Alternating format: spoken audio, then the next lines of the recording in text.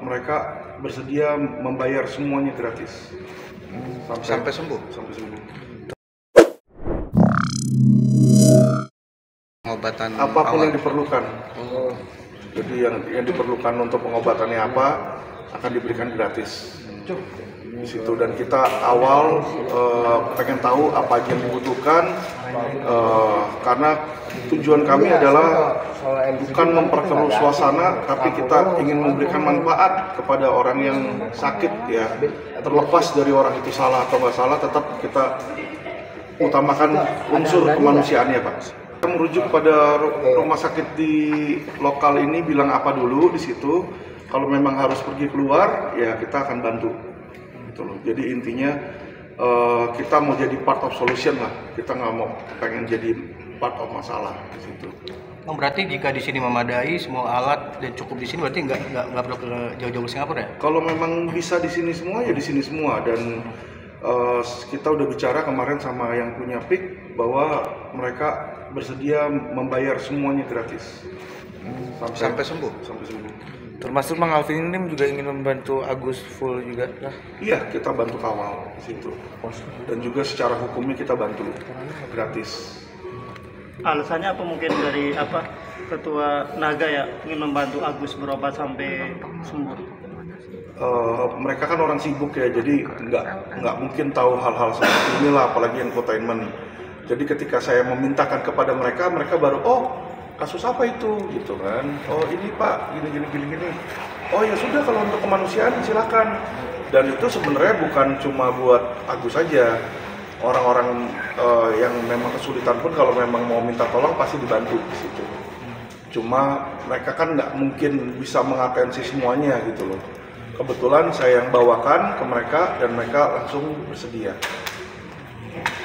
Reaksi awalnya seperti apa sih untuk Agus ya, ketika akhirnya di Indonesia sendiri dia diurusin gitu dalam hal pengobatan?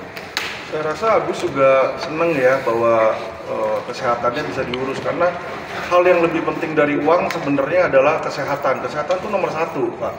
Karena apa? Orang yang tidak sehat itu adalah orang yang miskin. Kalau menurut saya ya, miskin dalam hal jasmani. Ya. Makanya ini saya melihat di luaran di sana banyak netizen yang banyak salah kaprah. Ketika saya menantang Densu dan Novi untuk mereka kalau berani ya mereka siram muka mereka, bukan orang lain siram muka mereka loh.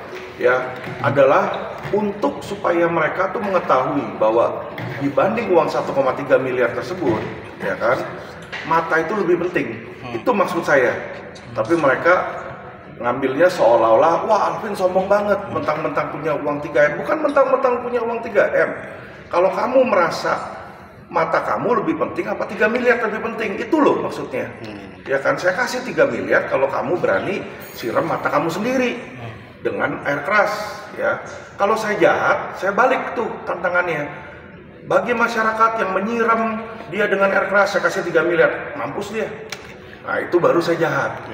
Berarti saya berniat mencelakai. Ini tidak. Maksud saya adalah kamu harus tahu gitu loh, mata itu lebih penting. Jadi jangan 1,3 miliar ini dibikin sebagai sebuah sirkus, padahal mereka melupakan yang penting adalah orang yang disabilitas yang membutuhkan bantuan jadi dibully se-Indonesia. Itu yang saya tidak suka. Berarti ditegaskan lagi, ini tantangan seorang Alvin Lim bukan dalam arti sebenarnya ya? Yang menyiram air mata 3M itu bukan arti sebenarnya ya? Oh ya? Bukan, jadi saya pengen mereka tuh smart gitu loh. Maksudnya, kamu mau nggak nih 3 miliar? Kamu pikirkan uangnya besar, 1,3 gede. Agus bisa pakai buat poya-poya, buat apa? Loh, gua kasih lu 3 miliar nih. Kalau kamu mengalami hal yang sama dengan Agus.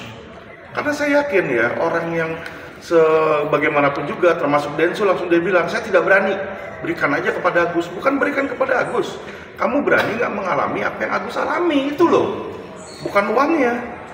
Ya, jadi jangan mereka tuh apa-apa hal duniawinya, bukan ke situ maksud saya. Nah ini yang banyak dimiskom sama masyarakat luas. Terutama pihak mereka juga ya. Iya, tapi udah pihak mereka. Udah komunikasi Bang sama Densu. Jadi itu. ketika saya bikin video itu ya dalam waktu 1-2 jam Densu menghubungi saya ya, jadi saya klarifikasi dia dulu yang nelfon saya, bukan saya nelfon dia ya. Jadi banyak orang bilang katanya saya takut apa, saya nggak takut, saya nggak pernah takut siapapun di situ ya. Tapi ketika beliau menelpon saya dan mengklarifikasi, dia bilang, Pak Alvin, dia mengakui bahwa dia dia lalai untuk memberikan saya hak jawab. Bukan saya mau pansos datang diundang ke podcastnya dia, bukan. Tapi kalau ada seseorang menjelekkan Bapak misalnya kan, Bapak punya hak kan untuk memberikan hak jawab. Nah, hak jawab itu ketika saya minta dia nggak berikan.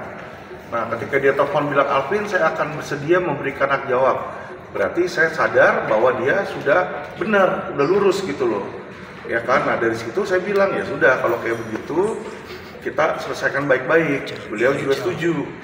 Nah, makanya saya bilang kalau memang mau diselesaikan baik-baik, saya tunda dulu nih untuk mensomasi dan membuat laporan polisi baru. Karena kalau kita serang lagi di situ, berarti kan ini orang udah mau menyelesaikan baik-baik kok. Masa kita masih pukul? Kasar ngomong, ada musuh udah datang ke kita, pihak lawan udah baik-baik ngomong, terus masa kita tonjok? Ya enggak dong. Dari situlah makanya saya puji dia, saya bilang ini orang gentleman, ya kan?